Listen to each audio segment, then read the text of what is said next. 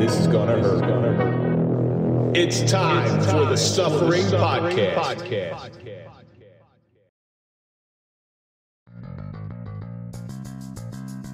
We work so hard to reach our goals, knowing that the conclusion will bring about a better form of life. Passing test after test, trying to find that sustainable homeostasis. Never knowing what the future holds, just trying to make it through today. As clarity unclogs our minds and wipes the clouds from our eyes, we see life much differently. Without the skewed, chemically induced form of reality, step by step, our life begins to improve. With each new day, that beautiful horizon becomes more and more real. One day we wake up, and the past is a distant memory. Life has become more fulfilling as we see possibilities rather than failures. Our future shines brightest with the addition of hope. I'm Kevin Donaldson here with Mike Falaise, and welcome to the Suffering Podcast. If you're a fan of overcoming adversity and overcoming suffering, then we're for you, because that's what we do here, and that's the stories that we highlight. So do me a favor. Hit that like button, subscribe to the channel, please comment, ring the bell so you can get notified of all of our new content, and now you can join. Follow us on all social media so you can find out what we're up to. Tonight we welcome back one of our four-timer. Four-time. And that's Mr. Bobby Crudele, a gentleman who I've come to admire and fear. Before we get into anything, let's throw a big shout out to our marquee sponsor. That's Toyota of Hackensack. We don't trust anybody as police officers, but we do trust them. So go to toyotahackensack.com. Let them find you a car. They are good guys over there. Bob, were those little fringe things bothering you? Does it do it to you too? No. I'm just peeling them. I'm peeling your sign. I apologize. You're like fucking Jerry Cooney over here. You're like maneuvering the thing. Yeah, but you guys didn't say shit to Jerry Cooney. Oh, he did. Well, he did, yeah. He did. Well, but that's his MO. I'm going to see if I can piss this guy off. Is that all right? Yeah, go ahead. Yeah, he's only 6'7" and a former professional fighter. That's all. That's all. Bobby, as you know, we take a question from our audience. This week's question comes from Salinas243, and it says, "Do you ever cut people out of your life, and how do you do it?" And I know you have a certain way of avoiding people that just aren't your cup of tea. You just don't talk to them or engage with them. You said that before on the show. But I'm talking about somebody in your life that that is toxic, that's getting in the way of your life. Do you ever cut them out? Yes. And how do you go about doing that? And well, first of all, before you get that, what's the criteria where you get to the point where you just had enough? It's usually real toxic. It's something that just doesn't work for me.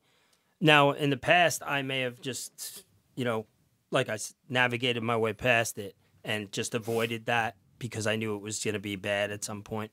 And then if it did, the old me, I could get violent. I really could. Like, I could get really mean and nasty, so they would never want to deal with me again. So you push them away more than you... Yeah, I wouldn't, because I was always, it was usually somebody I was seeing because I was doing my bar rounds and hanging out all the time, and you're going to see people you don't like. And all three of us can know what that's like, and you just avoid them, right? Mm-hmm. You just fuck this fucking guy. And I'm thinking like 900 people probably have said that about me. You know what I mean? So the same thing. They avoided me, but like at times. But now, this version of me, I approach the situation. I'll talk to them. Can I meet up with you? Can we have a conversation? Or I'm busy. Okay, let's talk. I can't hang out with you anymore. I can't talk to you. Don't talk to me. Don't comment on my shit on social media, please.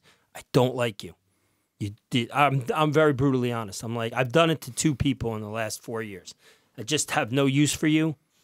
I know this is hard to take. Maybe you think I'm a scumbag. I am. Then let's just don't, Was it an event or was it something that was a process that a build up? Yeah. A build up. It's never one thing. Yeah. Like him and I are friends since we were this big, and I'm sure there's been times when he was like, fucking Bobby, and you have your little mini, like, fuck you, or whatever. You just think whatever, but it never could get to that point because we're like this. These are people that are more acquaintances. More on the periphery of I've never, if I'm friends with you, I'm friends with you for the right reasons. I'm friends with you because it's in here. That's or where Bobby. is it? My heart, I don't really have a heart, but we'll make believe I do for the show. That's Bobby 100% right there. So like, yeah, I would tell them because I think you owe that to a person. Especially if you've known them for an extended period of time. Yeah. If it's somebody you knew a month. I just can't do it anymore with this guy. It's just like, or something clicks in my head. And I can overreact. I mean, we all can. And, why? Who knows? you know, but it's got to build up to a point. I just don't want this person in my life anymore. I'm going to tell them I don't, so then they'll know and they'll just leave me alone. Because the next step is who knows what. Now, you know? if that person were to come back to you and write whatever you found wrong with them at that time, or multiple things found wrong, would you allow them back in? No. They're out, they're out. They're out. It's just, listen, I made an executive decision. You're done. Nice essay. Apply it to something else in your life. You don't need me. You know, I've known you for quite some time. Mike obviously introduced us. And to hear you say that, knowing the type of person that you are, they really, for somebody to get to that point, they really had to do some shitty stuff.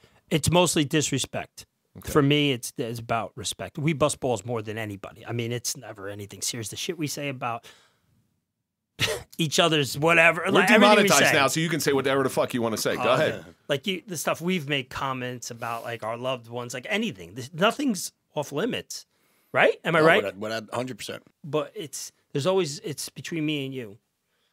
Don't disrespect me. Don't. Like, and it could be anything. It could be about my sobriety. It could be something like that. A joke's a joke. I'm all for it. People used to go, yeah, quitter. You know, and I'd laugh. That's funny. There's shit funny, but then there's other layers that it's not. Right. And then I had certain people come up to me and, like, you know, just, dude, when are you gonna cut out this non-drinking shit or stuff like that? And I'm like, Bobby, you and that non-drinking shit. yeah, like it's if it's something like if it's one of my best friends, I'm okay with it. You know what I mean? Just joking. But when you say it like you know a person means it, we all know the difference. We're cops. We have to. We've sifted through bullshit our whole lives. You feel it in here more than anything and then else. that's one of them. But it's not just about that. It's just in life. People disrespect, and I don't want to be disrespected. Yeah, I earned fucking the right to be respected, I believe. I treat people with respect. And if you're going to consistently do it, then we're not going to get along. There's only two alternatives. I cut you out or I cut you off. Like, you know what I mean? I'm going to... I still have the... I must say a dozen times a week, and I think it's good therapy, I'm going to knock that motherfucker... Like, you know, I want to... Like, you know what I mean? And, like, sometimes I get real angry, and I don't know why. I haven't figured that part out, but I never do it, and I'm never going to do it. But I just say it, and it helps me. Yeah, I think... And I know I could. You get it out. You know, but why? You know? Mike, what do you think? Well, just getting back to what Bobby was saying. Bob, we had a mutual friend who has since passed away. I'm not going to mention names. As soon as you got out of rehab, he called you and said, come on, why don't we go meet at the bar? That's fucked up. Yeah. Oh, come on. It can't be bad. What's one drink going to do for you? Yeah, he has since passed away. And that's a really hard thing to do because I hung out with this guy and he was a friend. He was a friend. I got to say, he had his real endearing qualities, but he was a mess. Yeah. But he was still a good person, and it was hard for me because I did a lot of so-called damage with him. But he was also there for me at times, and for me to cut him off, it was hard, but I had to. That was more, I would assume, that if he's saying something like that, he obviously doesn't respect you, and I think that speaks to what you were talking about. I think it was more he didn't respect himself. I think people that don't respect themselves, they end up disrespecting everybody because they're so unhappy with their own life for whatever reason, and you just can't figure some people out. It's just, okay, it is what it is. I was a better person not to have him in my life, you know, because it affected me differently. Like, listen, if I was still drinking and doing my thing, I probably would have said, you know, it wouldn't have been an issue because he was somebody I always hung out with, you know? Your drinking buddy. Yeah, he was a drinking pal. And he used to pay all the time. Well, that was the best part. Yeah, he liked to better. throw his money around. Mike, how do you do it when you do finally get to that point? You know, what causes me to that point is people that are insecure, and they become kind of like pathological liars. You know, they lie just to make themselves look better or lie to make you look worse. You know what I'm saying? So, I mean, I had this one guy. We hung out a bit, and it turned out he was a big Overkill fan. He was taking Overkill shows all the time. He got to know all the band and everything. Then I see his girlfriend one day, and I said, oh, yeah, we went to the Overkill show the other day. She goes, oh, yeah, he told me. He says he knows all those guys, and he takes you to the shows. Nice. Nice. It was like just one, and there was other things that he had said. It's a slap in the face. And right away. It's a little overkill. No pun intended. It's a lot of overkill. Right there, block his phone number, delete his phone number. I didn't have social media. I had, email account, blocked his email, everything else. Fuck that. You're done. Just staring. Remember the old sayings our parents would say, don't stare a gift horse in the mouth. Yeah. And my old man used to say that, and I would be like, what the fuck does that mean? Like, you know, what is that? Two birds and stone. But that's the thing. Like, you have a good friend, he takes you to overkill, doing all this stuff, and then you tell your girlfriend to make yourself look good. Oh, he said, I brought Mike on. At least give me the respect of saying, "Hey, listen, I'm going to try to get, And I'm when going to you try to think get about it, laid it's right like, here." I don't have no use for a guy like that. Because what else would he lie about if it's something trivial like that? So we had just had a blown out fight. I told him, that's it. You're done. You know, you're out of my life, everything else. Overkill had a show in Philadelphia. I was going down. He winds up calling Blitz, the lead singer, and says, "Hey, Bob, I got tickets. Could you get me backstage?" Bob said, "No." He said, "Mike said, you guys don't talk anymore." He goes, "Mike's my friend." He goes, "Me and Mike talk all the time." Oh, okay. Well, did either of you ever lifeguard?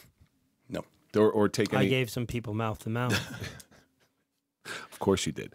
If you ever went through lifeguard training, the first thing they teach you is be careful of going out and saving anybody because that person could ultimately drown you. So I have very few friends in my life. I have a very small group of really close friends, so I hold those people very dear. For me to cut somebody off that's in my – because cutting somebody off in the periphery, it's not that difficult to me. But that core group of people that I have in my inner circle, cutting them off would be like cutting my arm off. But there are times that when I see them drowning and I'll throw them a lifeline and I will try my best to come and save them. But there becomes a point in that relationship where they're sinking you as well. Mm-hmm. That's the point where I say, I got to back off, man. I can't drown with you. You're drowning. I can't do this no more. And it hurts. It hurts me so bad. I avoid it with everything in my being, but there are certain times in my life where I got to say, this has become a really bad situation. And if I stick around any longer, I'm going to drown with you because you're going down. So that's, there's no good way to do it. It never feels good. It never feels right. And I've only had to do that like a handful of times in my life. Thank God. But I never want to experience that pain again because it's like breaking up with a girlfriend. I think exactly. I think when it's your inner circle, if somebody's in your inner circle, like in my inner circle's tight, you know, his inner circle, you're both. We're all about the same, right? So we have a shitload of acquaintances. We've got a lot of people we run into. And we're like, hey, you give them hugs. It's all great, but they're just an acquaintance, you know. It's just you're a friendly. You're that guy. You're that guy, right? Then there's people that you love, right? That you feel love for. I'm old enough now where I know who I love and who I don't love. There's that thing. So there's that inner circle. Those are the people I care about. Those are the people I'll never turn my back on. But sometimes you got to give tough love to every now and then. I had that happen to me. I needed it, you know, and I got it from some people. They just told me how it was. You know, I'm still your friend. I still love you to death. It's just this is the way it is. So Salinas243, thank you for sending that question in. Keep sending in your questions, and we will try to get them on the air. Now, before we go any further, I want everybody out there to visit this nice little cafe at 234 Franklin Avenue in Nutley. It's called Cubita Cafe. Gus over there is a classically trained chef who absolutely makes everything by hand and puts his heart into everything that comes across that counter. So go to Cubita Cafe, 234 Franklin Avenue, and you're going to have some of the best Cuban food ever. You won't be let down, believe me. Well, I've been there. It's fantastic. I'm going over there real soon. I'm just going to sit down with Gus, have a cup of coffee, and talk about a lot of stuff. Shoot the shit. Yes. So, Bobby, we're obviously here to talk about the suffering of sobriety. Yeah, we don't have to say. Tell us a little about yourself. Yeah, everybody out there knows all about Bobby already. Well, that's why we were able to spend a little time on the social media question because everybody knows about Bobby. And guess what? People who know you, even not in your circle, like, oh yeah, Bobby Crudele. You know, I never hear a ball buster, great guy, you know. But it wasn't always like that. You were just the ball buster guy because we're here to talk about the suffering of sobriety. Your sobriety journey is something to be marveled at, and it's something that I hope you're very proud of it. I know you're very proud of it. And others are around you as well, especially the people who cheer you on rather than try to pull you back down. So crabs in a barrel. Yeah. I really appreciate you coming in here and being vulnerable enough to open up, but I want you to give everybody just a little recap of your sobriety journey. Okay. Okay. All right. No, if you want to. I got it. Stop drinking. No. Without getting into crazy detail. You know, I was a real heavy drinker. You know, I had a lot of fun. How many years we talking? Where it was like abusive. Mm-hmm. I want to say about 15. That's a long time. And then I think the last like 5 years, it was every day. And no, like, you know, I'm not announcing it to anybody. And I think I've told you guys before, I used to wake up in the morning and I used to take the Tito's handle. And because you didn't want the gluten, so you had to go with Tito's. Yeah, well, I'm a Kettle One guy. But my wife likes Kettle One. I mean, Tito's. So I would take a 10-second pull on it. And I would count to 10 while I was drinking. So that's about like 6 or 7 shots, right? To start my day off. And that was just to go to work. Even if I didn't have anything left, I would drink every day, but even if I didn't feel a little off. So I would do that, and then she would say, "What is my Tito? Who's drinking all this Tito's?" Like, you and the girls were drinking it the other night. Stop. You know, whatever. Did you do the alcoholic move where you keep a fresh bottle? So nobody really knew how much you were drinking, and you just... No, I didn't give a fuck about that. And I drank, I would stop about at 6 bars on the way home from work. And I was like, not always thinking about where I could get the next, you know, drink. Like I was, okay, where could I go? Where could I go? You know, I mean, I would text, I mean, I'd be out and I'd text Mike. I'd be like, I'm at Jimmy's, or I'm at the Scots Club, or I'm at wherever. Anybody just to come and hang out with me, you know, it could be for 5 minutes. I didn't give a shit. Did you go in the same bar to get your supply, or did you go to different bars to try to hide? No, we just went wherever we wanted to go. You were that blatant out in the open. I didn't care. You didn't. What brought about that not care attitude? With the alcohol talking, probably. I think it was. Yeah, it's probably one of the things. Maybe. You know, everybody drinks. No one drinks excessively for a reason. For just because they want to. I love this. I love feeling this way. I love slurring my words. I love acting like an idiot. I like yelling at people who don't deserve to be yelled at. I like being I was a bully. I was a bully when I got drunk sometimes. I was a fun bully. I've heard the stories. I would pick on people. I would fucking pick on them. I'm lucky. I'm lucky that I have my career and everything, stuff that I did, you know, but I was drinking for a reason. I got to that point because, you know, it was all, you don't find out about this shit until you go for help, you know? So I didn't need help. I don't need no fucking help. I'll be fine. I'll figure it out on my own. I'll dial it back. You know, that's one way to do it. It is a way to do it. Alcoholics do not agree with that. AA does not agree with that. People who are hardcore in, like, you know, the groups. I think people can dial it back. I think they are just doing it for a reason, like some traumatic experience. You both are familiar with that. Everybody has PTSD that's involved in law enforcement, that's in the military. There's different levels of it, you know. I mean, we're talking. He took someone's life. You almost got fucking killed. I had an array of shit happen to me. Who's got worse PTS? I don't know. I don't know what it's like to take a life. I sure as hell don't want to find out. I know that's very, very damaging. And it has to come out some way. You know what I mean? It has to. And for me, terrible childhood, the whole 9, going through life, regret. When I got to be an adult, I kind of acted out, you know? I kind of like found myself. All of a sudden, I was 6'2", 220 pounds, and I'm like... He didn't act out as a teenager, no? He waited until his adult years when he could get locked up. So what's my reason? And so there's for me, I was suppressing, hiding. It made me feel good. I don't have to think about anybody. I don't have to think about my kids. I don't have to think about my wife. I don't have to think about anything that's supposed to be important to me. Well, you created a whole new Bobby by doing that, because you're not Bobby who came from the bad childhood or the other trauma that you had. You're fun Bobby. You're fun Bobby from Friends. You're the guy who goes out and can go toe to toe with anybody verbally and break their balls to. And it's a game, right? You break their balls until somebody cracks or gets pissed off, and that's how you know you won.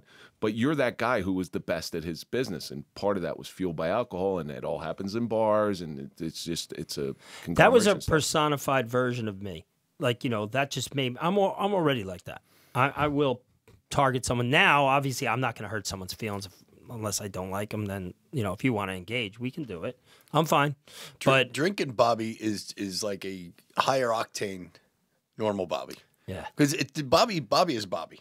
He'll break anybody's balls no matter what. But when he was drinking, there was nobody that was off limits. And I remember like things like this is a good example of me. We'd be hanging Talking out. about somebody's forehead? Oh, no, that's not. I mean, I don't see why you got to bring that up. I'm fucking up on stage and I'm like this the whole time. I'll tell you what. You know how Axl Rose wears that bandana? No, Perfect for you. that's Bret Michaels from Poison. That's his They name. all do, Yeah. and it's time for you. It's time. But in any event, I remember I was out with Mike one time. We were at Backstreets. I told him to come. I used to play darts. That was Backstreets? my thing, darts. Backstreets? Well, not that kind of Backstreets. Not like the Blue Oyster. It was Relax the Blue yourself. Oyster Bar. Could become kind of wonderful. Who knows? But anyway, I played darts. You know, I love anything that required drinking. I was good at. You want to play pool with me? Darts. I'm good. Darts, I'm good. Cards? Shuffleboard, anything. Oh, the table shuffling. You got to drink to do this. If I don't know how to do it, I was very good at playing games, not just the mental games, the physical games. Like I could go bowl, and I went bowling. I bowled like a 270. They're like, you don't even bowl. I'm like, it's easy. You just aim. You know what I mean? In any event, we were at Backstreets, and Mitch came down, and we were hanging out. Mitch, the motorcycle guy? Yeah. And Yeah, Mitch, and we were all hanging out, and they wanted to go somewhere really cool. They were like, let's go here. You know, it's good and stuff. And I was like, nah, I'm going to. Oh, no, and I'm going to go somewhere. Like, I had to go off on my own. He's like, you're not kidnapping me. He goes, I'm going to be home by the time you guys get home. Yeah. And I it's a lie. And I had to, at some point during the night, I had to be by myself. I just could never let it end. And that was because it felt good to me. And then obviously the next day, it didn't feel good. And that just got increasingly worse over the years. But then I would start drinking earlier. So I had alcohol in my blood constantly. And I was surprised, you know, I'm really against using any of my past things that happened to me as an excuse. I feel like if we're hanging out and you just say the wrong thing to me and I walk up to you and say, listen, one more word, I'm going to knock your fucking teeth out of your mouth. You got good dental? I hope so. And then it happens. I'm not going to tell somebody the next day when I sober up, I got to get a grip on this PTSD because it's just fucking killing me. I can't use that as an excuse. I understand it's the reason, but I can't keep telling myself that that's what it is because then I'll continue to do it. And I figured that out on my own. I didn't need a therapist to tell me that. At some point, it becomes you. Okay? Yeah, it owns you. Now you're like you that embrace guy. it. I got a friend of mine that calls me occasionally, and every time he calls me, he tells me about how bad it is with his girl. Every time. And then you never hear from him when stuff's good, but it's literally every 1 to 2 months he's calling me. So the last time I spoke to him, which was just recently, I said, look, at some point, her bad behavior is not her fault. Your relationship is now becoming your fault because you're allowing it. So you're correct in that, where you can blame it on post-traumatic stress all you want, all right? And that'll work for a while. But at some point, it falls back on you. But I've seen people get sober for really 2 reasons. And I know you're a little odd with this because you kind of self-identified. But it's usually an event, medical event, car accident, DUI, loss of family. You know, there's an event that makes them sober up and finally wake up. Not me. A tipping point. Yeah, Yeah. exactly. That's awesome. Right there, perfect. The tipping point. I went to a soccer tournament with my daughter. Nothing happened. I had a fabulous weekend. It was great. The worst part of it was I had to take a shit in a porta john that hadn't been changed in like 3 months. But I did it. and That's because you really had to go. Listen, you got to go. You got to go. Oh, yeah. But nothing. And I came back on the Monday and I was like, I need help. And I don't know if it was, you know, something, or maybe someone's looking out for me. I never prayed. People bring God into stuff. You know, I believe in God. Obviously, I was brought up Catholic, and I pray. I never pray for me, for something. I need this money. I need this job. I need this. Now, I never pray for anything. I want my kids to be this or that. Whatever. I wanted even when my wife had cancer and she was dying, I was like, I didn't pray to give me that. I prayed for guidance. I prayed for just give me an opportunity. like, show me the way. You know, that was my way of doing it. And I can honestly say I always did that because I felt like I wasn't going to get it if I asked for it anyway. I mean, come on, divine intervention, all that stuff. You know what I mean? I really was being honest. It's just like, give me something. And I think, I got to say, I think that was my guidance. I think something clicked in my head and said, you got a real problem here. And you don't know what's driving you to do this, but it has to stop. And then you can figure it out on your journey in recovery. And that's what I did. That moment when you're talking about the moment of realization, the moment of clarity. Moment of clarity, they say. That moment of clarity. Walk us through that exact moment. Do you remember it? Yeah. Did you fall to your knees? Did you look up? Did you sit down? There was no huge emotional thing. It was just this overwhelming feeling of, I got to change something or else I'm going to lose something. I felt lost. That's what I felt. I hadn't experienced loss yet. I just like some kind of premonition, like I knew it was coming. I knew it was coming. And listen, I love my job. I love my job. I know we can relate to this in the room. And I've said this 100 times that Mike is probably the best cop that I've ever been around, like for doing the job. And, you know, I didn't get to experience a lot of him doing stuff like interactions as a detective, interactions as him being a sergeant and a lieutenant, but just the way he carried himself, the way he knew the job. If we talked about stuff, like it was a big thing. It was big conversations. You know, let's talk about cop stuff. You know, that's what cops do. But it was good. It was good. It wasn't that thing like, shut the fuck up. Can we just fucking watch the football game? We got to talk about work. But it was like good stuff. It wasn't really like telling war stories. No, it was like just normal work stuff. Hey, we went to this house last night. I had this happen, and this is what we like. Just like comparing notes and mutual respect. Trying to become a better cop. Two guys that weren't saying, look at me, we're up here, but we were up here. I'm not going to lie, we're up here. When it comes to what we did and how we handled ourselves, we're up here. We did the job the right way.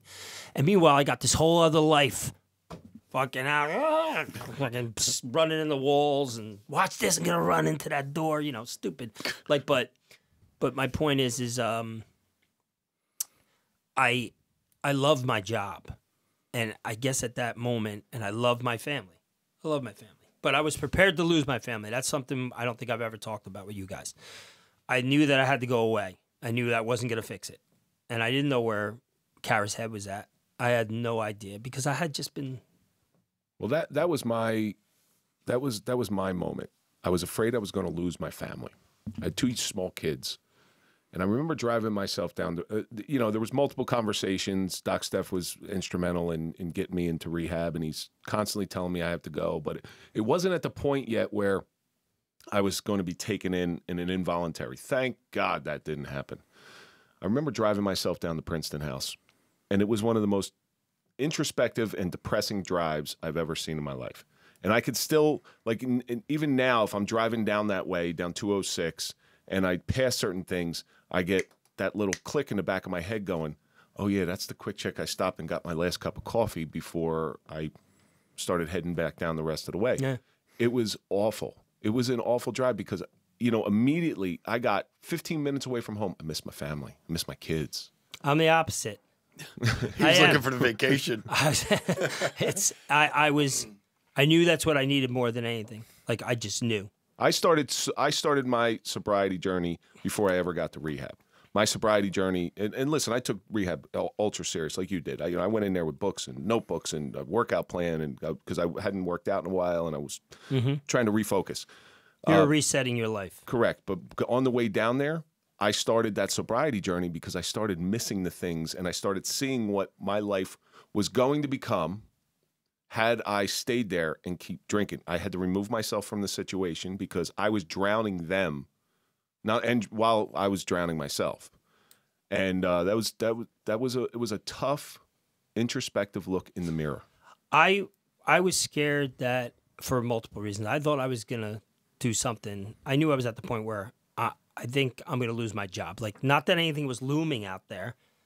I just felt like it's only a matter of time before something happens. And you didn't really get along with the administration all that well at that point. Oh, no, right? At that point I did. The administration loved me. It was the prior administration. Yeah, how I made it through that, I'll never know. But this administration was probably one of the big stepping stones for me to get there. They embraced it. But that's what I'm saying. The prior administration, no, if they were looking to step on your dick for something, they would have. I just they would have jumped got all over. 9 lives, and I always went around the corner. I really did. I'm gonna give you a different look at it because I know enough people with alcohol problems that they'll never get help because they're so successful. They're so good at what they do. So all those little deficiencies in their personality are overlooked. If you were a shitty cop, you did everything wrong, constantly stepping on your dick, your journey down sobriety is going to look much different than it did. But you were good at your job. You did your job well. You were on point. You had intuition. Simple. It's not a problem until it's a problem. Correct. But then it became a problem for me, and I started thinking, I'm at the end of my rope here. Because I was starting to fuck up at work. I was starting to miss things. And I know my commander was like, fucking Bobby, this isn't like you, And I knew it was because of what I was doing. Like, oh, you missed this, you forgot this, or like something simple with firearms or something, And he was like, you catch shit for the things your guys do, So he was like, what the fuck's going on? And so now it's getting, it wasn't at the point where I was going to get fired or suspended or anything like that, but I felt that looming. With my family, I felt like I have to sacrifice what I could have with them and hope that I can get back there. But if I don't do this, I'm going to lose them too. She's going to send me away. I'm going to have to, I'm going to have all kinds of issues. Then it's going to go bad. Then it's going to be there. Then I'm not going to have the rehab. I'm like, let me embrace this and say if she doesn't want to be with me, she doesn't want to be with me, but I'll be the best version I can for my kids if they want to talk to me, whatever the case is. That's a whole different story. You don't know. That's hearsay, right? I don't know what's going to happen, But so I went down there and I did it solely for me. It has to be selfish as can be. I was always just kind of a little selfish person anyway. The drinking part is a selfish thing too. Yeah. So the selfish part was now I got to. So you're good at it, right? You're good at it. I'm good at being selfish. So now I used it. It benefited me. The selfish journey helps you to be the best version of yourself in recovery. Will you finally get sober? When you were in, did you sober up in rehab, or did you go down there sober? I was detox for 10 days. So I was when I actually got into rehab population, I was clean, dry as hell. I was clean. I was lucid. I knew what I wanted to do. But I had that. Do you remember your first lucid sober thought after you go through your detox? I do. What's your first thought? My first thought was I'm not normal. That's true. You didn't have to go to rehab. I would have helped you out with that. Yeah, I know. Well, just had to come on this show. Let's be funny. I'm Kevin. I got huge lines in my head. Here we go. So, but no, I'm not normal. And what I mean by that is I'm not normal to begin with. You're sure as hell ain't normal. You're fucked up. I don't know about this guy behind the glass. He looks like, who knows, Earl Flynn with that pointy chin. Look at that thing. Your head's like a diamond. Anyway. Yes. It's like interviewing voice Don from beyond. Rickles. Is that you, God? So I said I'm not normal, and that was my motto, because if you don't accept that you're not normal, because listen, 98% of everyone else can go out and drink. They can go to work the next day. They don't have to drink every day.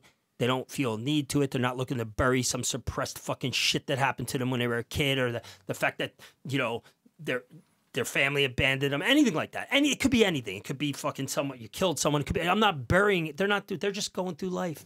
Oh, I had a couple martinis last night and a nice steak. That's great.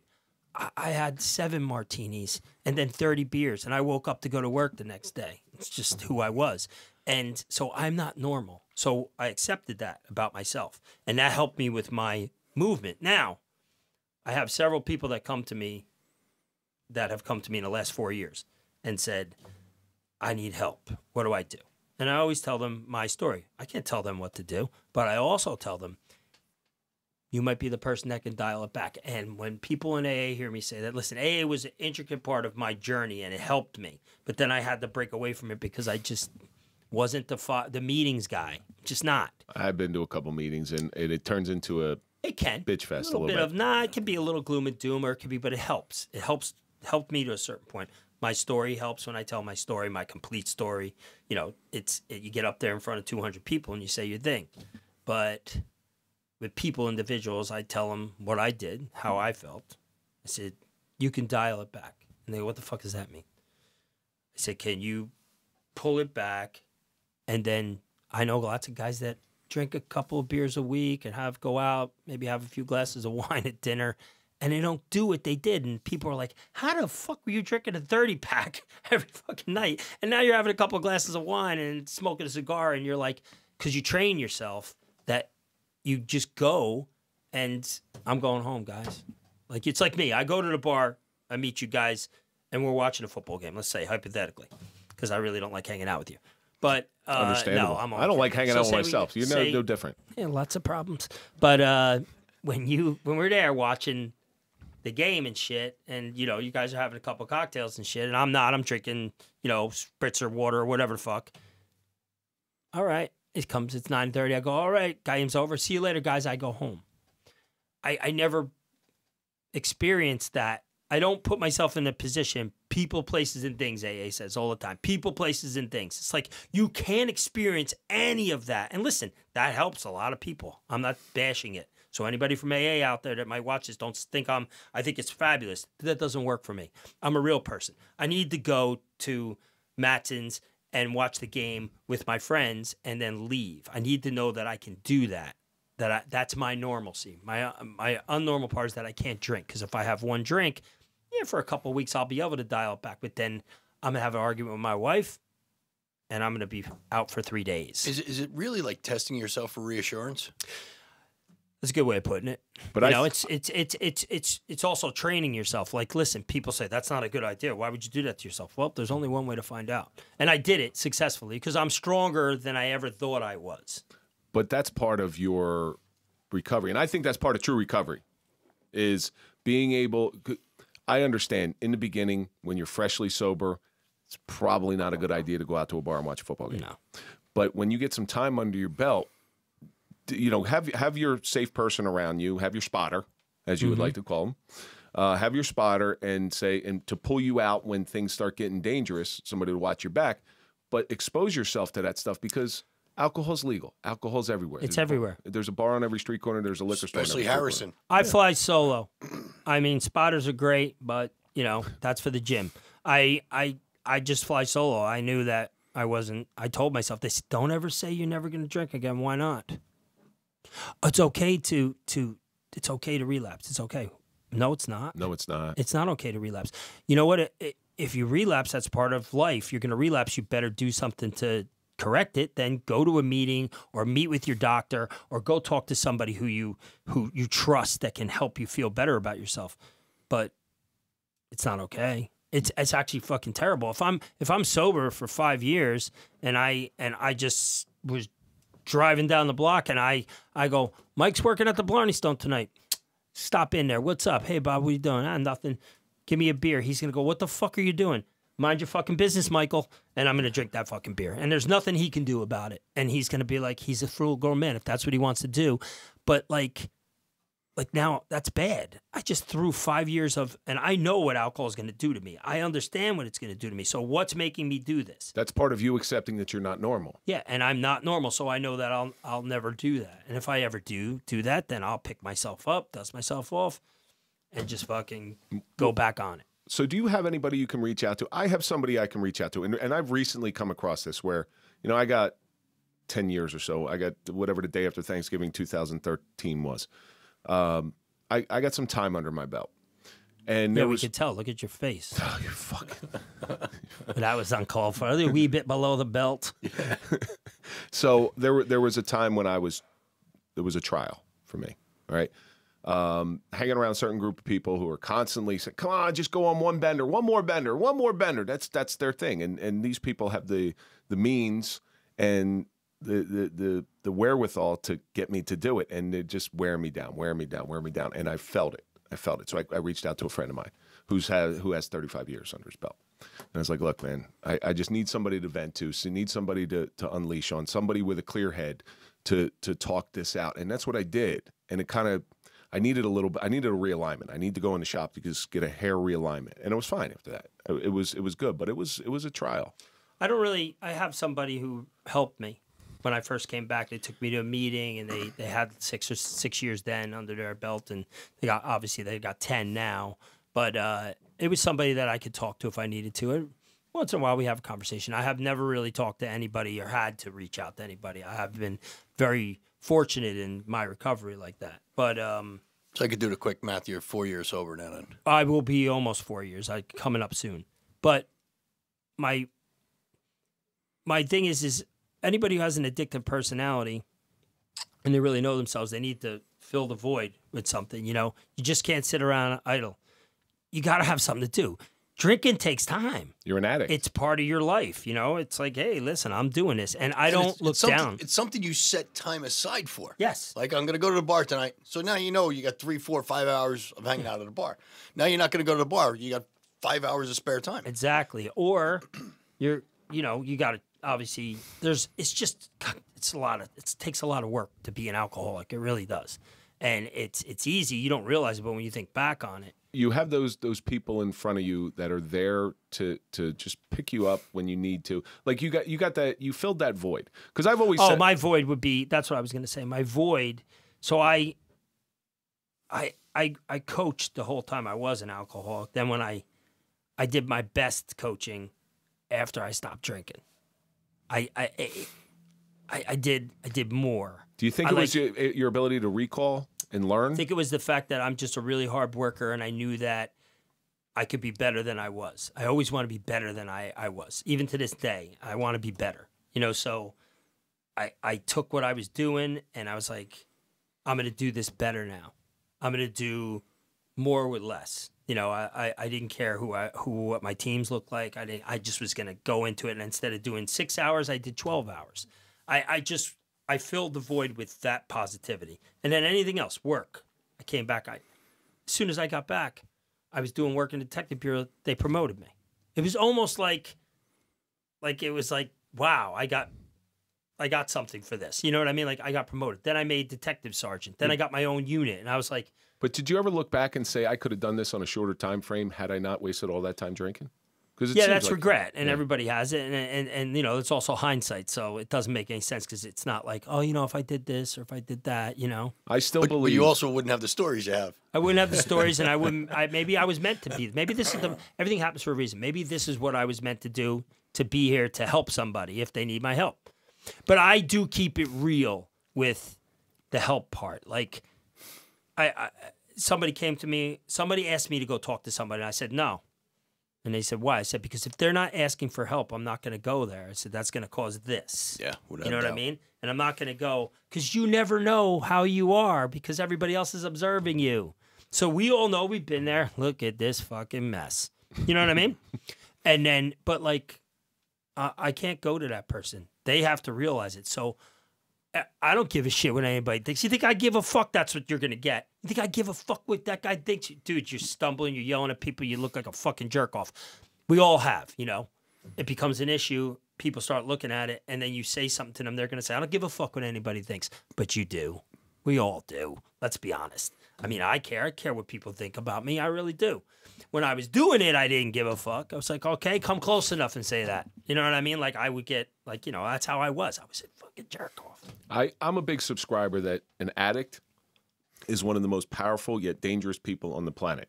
I say this about Mike DePalma all the time, all right? Because you take that addiction away from him. You take that alcohol, you take the whatever, the pills or Don't take the shorts. The shorts. God, I just talked to him about the shorts. I love those shorts. I heard that was one of the caveats for bringing him to a certain event that you were going to bring him Absolutely. To. He has to wear him there. Hopefully it's warm. But you take an addict and you take that addiction away from them. They're hyper focused on their addiction when they're in the throes of it. Mm-hmm. You take the addiction away, they're going to be hyper focused on no matter what they do. Yeah, and you like, listen, you getting in, but that all fades. Listen, when I came out of rehab, I went to rehab at 247, weight wise, bloated, I never forget they at the one I didn't go to the cop one. I refused to go to the cop one. I wanted to go to the real person one. I didn't want to share the stories with everybody and be like, yeah, I locked this guy up one time. You know, whatever. I just wanted to go where people didn't like me. I was a cop or they thought I was a cop and I could experience that junkie. You know what I mean? That one that's like, look at this fucking guy. I hope I'm one and done, you know? So they used to play fucking wiffle ball. Like, and the drug court guys are upstairs. So they got criminals upstairs, felonies that are in drug court and they're coming down. And we're playing fucking wiffle ball. And I'm like, they're like, yo, old man, can you play wiffle ball? And I'm like, yeah. And the guy who was pitching for them, I got up and he goes, yo, look at the beer belly on this guy. And I was like, fuck, I look like shit. Like, you know, now I'm sober for like, you know, I guess it's like got to be, it was like, I just got there. So it might have been like 13 days I'm sober. And I'm like, just pitch it, wise ass. Boom, fucking, I play wiffle ball's like, you know, if wiffle ball was a sport, I'd be Barry Bonds, dude. I swear to God, I was so good at it. So, boom, at it. He goes, holy fuck, I flipped the bat. Fuck, everyone's laughing. Fuck, I go, hey, let me pitch. Dude, all the instructors are out there, all the people. Dude, that's all they talked about for 2 days. I've never seen anybody pitch like that in wiffle ball. Nobody could even hit it. It wasn't even fun for those guys. But you got to pitch you got to pitch every day. It was like their biggest thing, like the World Series. You got to pitch on a rehab wiffle ball team. Yeah, exactly. We travel to like other facilities. And I was like, and they were like, you know, whatever. So I was like, okay, these people are normal. You know, it's all right, good. So at that point, I was like, where's the gym? And then I stopped playing wiffle ball. They play wiffle ball every day, or they play horseshoes, basketball. And I was like, where's the gym? And I just locked in. Like every day after our therapy sessions, after our meetings, you get 2 hours before dinner. I was in the gym for 90 minutes of the 2 hours. I come up, shower, and go. I asked the guy, he's a Marine. I was like, hey, Mitch, where's the garbage bags? He goes, oh, why? You got garbage in your room? I was like, no. He's a little short black guy, badass. He's like, who made your bed? I said, I did. He goes, you must be law enforcement or military. Nobody makes a bed like that. Like, he was like a really cool guy. He's like, what do you need garbage bags for? I said, I'm not going to suffocate anybody. I said, just give it to me. I was tying them up, putting them on my body. Anyway, I walked out of there 214 pounds. In the best shape I have been in, you know, I was lifting and running and sprinting and doing everything I possibly could. It was a mind thing. You have to get yourself to that point. As you go through recovery, you sort of get off. Like, you know, I want to stay in fabulous shape, but I want to eat too. I want to enjoy life. I got other distractions going on, you know, so like you put that weight on from the not drinking and the working out, you put it on again. You know what I mean? You sort of go down that path. Then you get frustrated. Why ain't I doing it? So you become normal in that respect. So you're not like losing your mind because you don't drink anymore. You know, it's just like, okay, I got to go. I got to watch what I eat. I thought that if I never drank again, I'd be 185-pound Bobby when I was 18 years old. You know, well, that's never coming back, dude. You know what I mean? But it was for a little bit of time. I'm going to respectfully disagree with you because when you were in the throes of your drinking, you just thought that was your life, right? This is the way that it is, right? Yeah. That changed. Yeah. So I think that can change as well. I mean, listen, age catches up on you. I understand that. I'm not saying that I can't. I'm just saying you become more relaxed. And when you're secure in your recovery, you tend to, okay, I don't go to the gym 5 days a week anymore. I get there 3 if I can. You know, now I'm starting to work out again, you know, because my youngest one's going and I'm in it now. I'm eating better. But you're doing good, and you don't, like, when you're really worried about it, like, you should always be worried about it. But you're okay, I got to do this. I got to stay in my routine, because if I don't, I might drink. You know, there's all kinds of struggles with recovery. Well, has there ever been a time where you've been tempted the most? No. Really? Not one time in almost 4 years have I said, I'm going to go drink right now, or I want to drink. Nope. Never want to drink? Nope. See, that's... And his Super Bowl parties, he has a bunch of the guys over, and they're all sitting down and Banged drinking up, beer. They're shots. doing this. Bobby just comes out and like his cup of tea and sits there and watches. And bust my balls. That's what I do. I just and take their pick money. them apart. I always win, so that's a good thing. One of the things that I do when I go to those parties where everybody's drinking, I'll have a cup in my hand, just water, or, you know, whatever's there, because I don't want people even to come up to me. Like I just don't want to hear it. Like I don't ever explain to anybody, nah, I'm sober. I don't do that type of thing. I just stay away from me. Like don't ask me to drink. I'm good. I got to drink. No, I'm good. I got to drink. I don't know. Maybe I'm not in the same headspace that you are. No, I think you are, because this is what happens with me. If we all go out, like, and, you know, you guys can do whatever you want. You're drinking, you know. I can't be around. I have a hard time with when someone's already been drinking for like 5-6 hours and they're talking to me and I can smell it. And it's like, hey, listen, I'm not judging you. I'm not judging you. I'm not that guy. Go fucking do whatever you want. I worry about guys. I worry about people. I worry about people because I was going to kill somebody one of these days drinking and driving. I do worry about that with people. But hey, listen, it's your life. Fucking, you might have to learn the hard way. I hope not. But, and I have a dozen friends. My cops are the worst offenders. And we all know that. Like, yeah, fucking, hey, look at this, dude. You're fucking, you know, but in any event, I don't like that. So I kind of like, yeah, what's up, man? And then I leave. Like, and then I don't let it bother me too much because it's not my fault. I can't be like that. And maybe it's me thinking, I wish I was fucked up. Maybe I'm being selfish in that respect. Like, I don't like when people are repeating themselves and shit like that. Like, I don't do that anymore. So I'm good till 10 o'clock. 10 o'clock's everybody's witching out, right? That's when you start, like, from 10 to 12 and start then 12 cresting to 2. Cresting that hill. I know, because I'm a pro. I'm a fucking pro. I know exactly about that. You know, a lot of times I lasted a little longer than other people, but it's another story. But in any event. 10 o'clock in the morning was this. Why is it? Oh, yeah. Where's my truck? It's God's flashlight. But, you know, laughter's the best medicine. So you can make jokes about yourself. We can all joke about it, and we can be serious with each other about things that we've done. But for people that are listening and people that really have a problem, when you're walking out an after-hours club in Newark at 11 o'clock in the morning and nobody speaks English there and you don't speak any Spanish or Brazil or fucking any dialect from Brazil or fucking Portuguese, there's a fucking problem, and you can't find your truck for 2 days and you don't give a fuck what your wife or your family thinks, there's a problem. And listen, not everybody has a family. Not everybody has a bunch of people around them, but then it becomes a self-respect issue. How are people viewing me that do like me, that do care about me? I don't want to be that guy. I will say this, though. There was never a time in my adult life, or no, let's say my family life, where I got in a car. I walked, left my truck. That's the only thing, it's the only bad decision I never made, was get in my car and drive.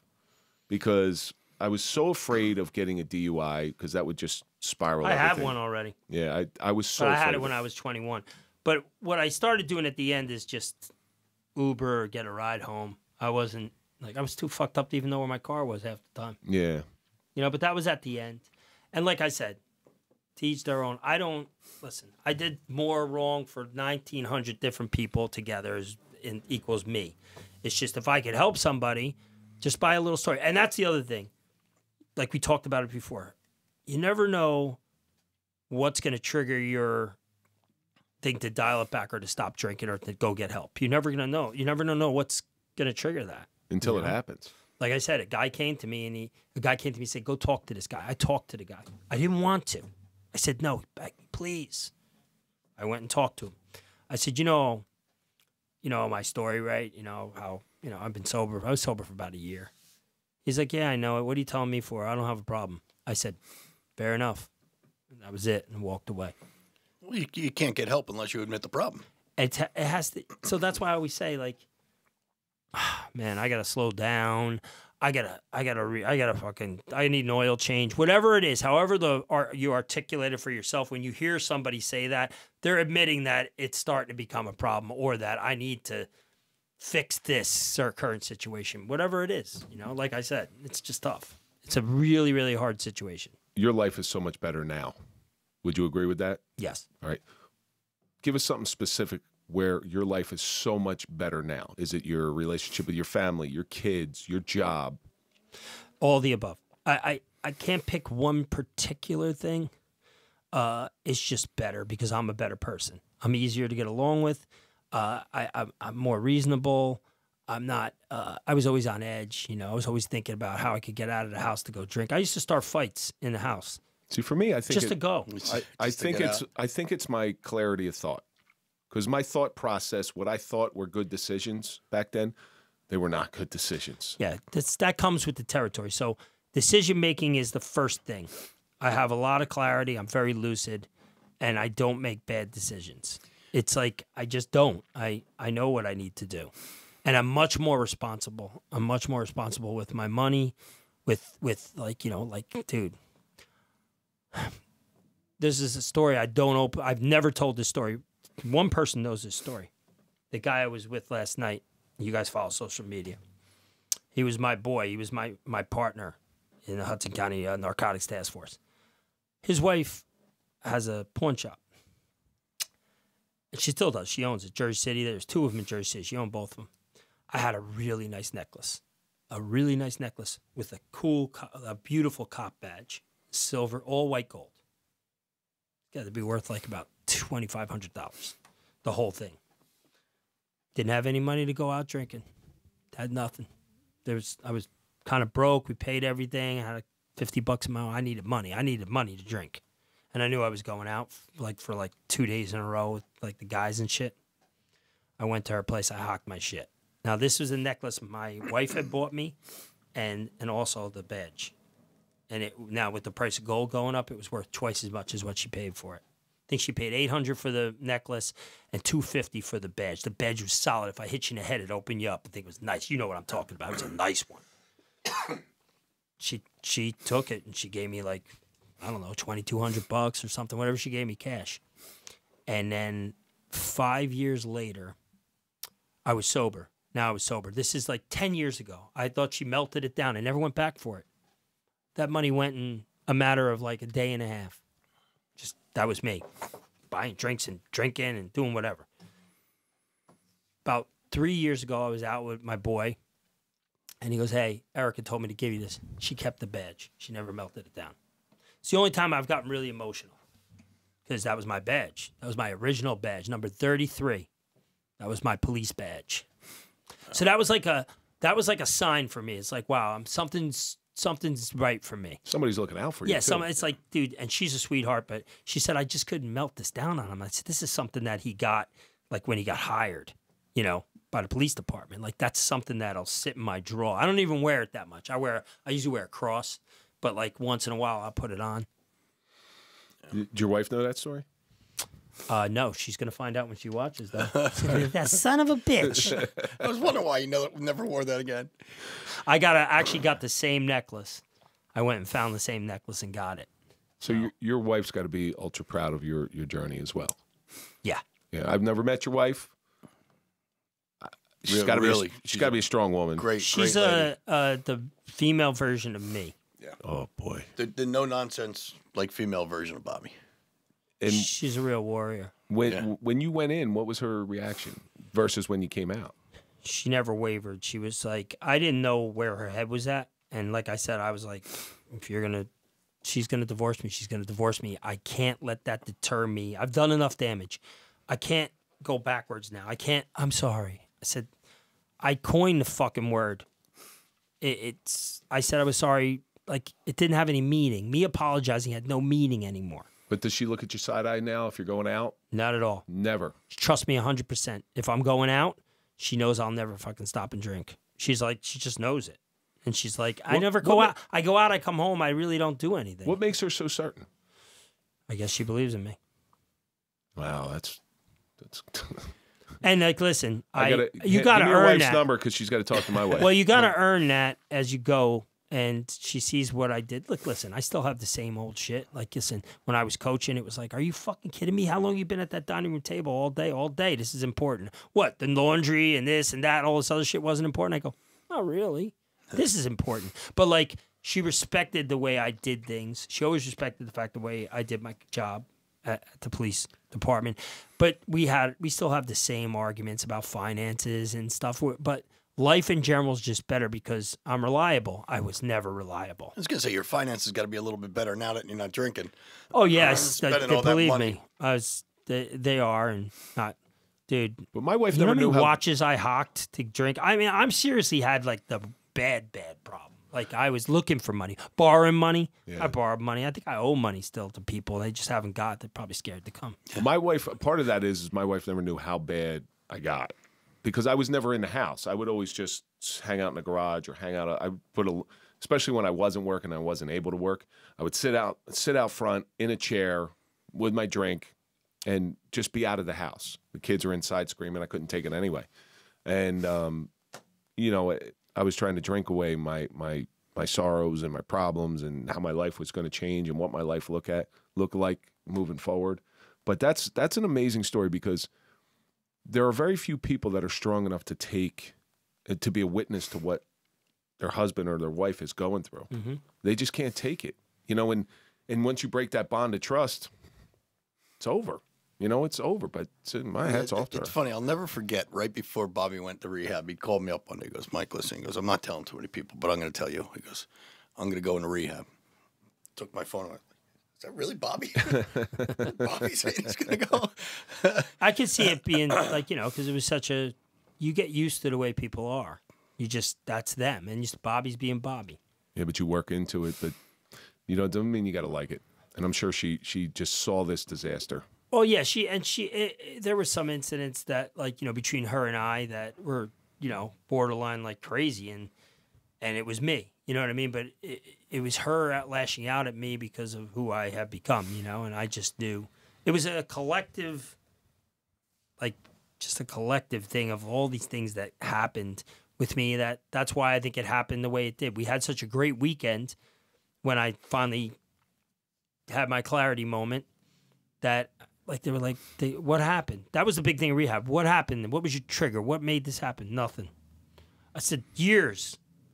Just happened to have a great time, and for some reason, it happened after a great weekend of not even, I drank. I mean, you know, the one thing, I think I told you guys this, the one thing, I had weird things. I did weird things when I drank, with, like, they asked me, what did you normally drink? That's the first question they ask when you go in. Doctor says it, or the nurse. So what do you mean what I normally drink? She goes, what would you normally drink on any given night? I said, I would usually drink 11 beers before I started drinking. She goes, what? I go, I would drink 11. She goes, why 11? I said, I like 11. I like the number. And she goes, the last time you drank, she goes, did you do that? I said, hell yeah. I drank 11 of my friend Greg's beers at the hotel before we went to dinner across the street. We were at some winery for a soccer. Imagine having a soccer tournament at a winery. That's right up my. I was like, winery, let's go.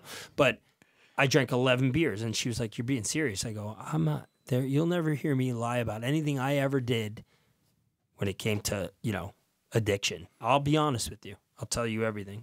11 beers, and then I drank. I think I drank a bottle, a fifth of Tito's, and walked like a freaking, like an arrow right into the house. Nothing. I'm so glad that you're sober now. I would have liked to seen a little bit of it back then, so I could do a comparison. Because I think you're a wonderful guy. I think you're a wonderful coach. I've watched you. I lean on you when I have coaching issues. You know, and I don't know whether that would be the same if you were still drinking. No, when I was drinking, I was still the coach. Like I mean, anybody could ask me, and like I always tell people this, and I love to say this because it's true. I'm really not that great of a coach. I just work harder than the other coaches, or I say I do. They all work hard. Everybody that does it. If you don't, then you're a failure. You have to work hard. But I'm not as knowledgeable as a lot of these guys, but I sit down and I talk to them and I pick something up, and then I put it into my own thing. But it seems like you've applied that to sobriety too. You don't have the secrets to sobriety. You're just willing to work harder. Well, we all say in coaching, we want our players to be the best version of themselves, not just on the field, but in life. And it's cliche-ish, and everybody says it now. Nick Saban probably invented it, but it's true. And so I try to be the best version of myself. I don't know if I'll ever attain whatever that is, but I am the best. Right now, I'm the best version of myself. And I still have 100 flaws. You're always going to have flaws. It's never going to be perfect. Bob, could you imagine? Listen, I know you just went through the whole recruiting process with Ian. Congratulations. Thank you. He's Thank going you very much. Salve Regina. Yeah. Could you imagine doing this if you were still drinking, going through that whole recruiting process? It would. The problem with me with that stuff is we'd go somewhere, and then I would have to have a drink when we went somewhere. It wouldn't have been good. It would have took away from it. Yeah. It would have took away from his thing. My kids, you asked a question before about like what like makes me feel like, I guess, like grateful or whatever. I forget the actual wording of the question, but the way my kids reacted to my sobriety, I didn't realize they saw that much. you're ignorant to that when you're drinking. You're not really paying attention. And if you're saying it wasn't that bad, you're lying to yourself because they see so much shit. And they see a lot of things. And then you don't know what sides they're going to take. You don't know their kids. They might see something completely different than you actually know it is. And that's an issue down the line because you have a relationship with these people. So they saw things and I rectified it. And they constantly, my daughter's the biggest one. Thank you for doing that because she understands. She saw, and my son too, Ian, he was like, Shane, he just, he's kind of a different animal, but he gets it. And everybody says, we're so happy you don't drink anymore. A good friend of mine always says, when you think nobody's watching, everybody's watching. Yeah. Yeah. So, Bobby, listen, we're coming to the end of this thing. And I always get like 35 minutes. Hey, Andrew, you're a prick. 65. We got 88 minutes on the clock. I just want to let you know, prick. And I say that with love. Oh, you give me the heart, sweetie. Okay, baby. You have an amazing journey of sobriety, and you really are a beacon to people looking to get to your place. To it looks like you're always trying to attain that better version of yourself. Grateful.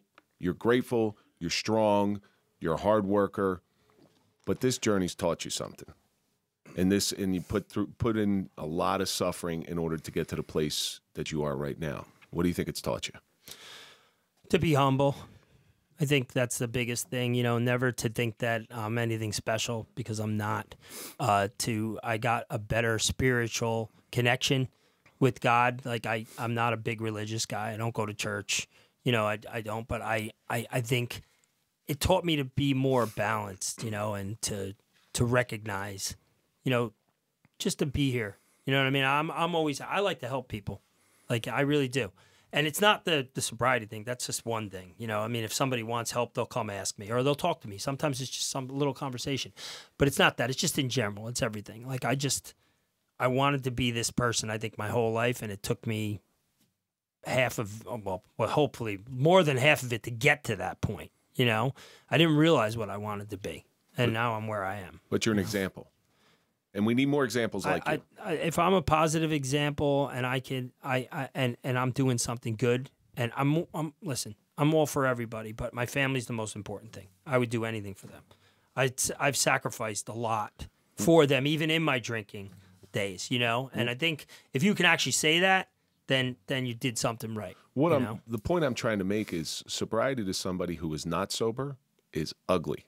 It's something that most people don't want to face. But then you sit here and look at you.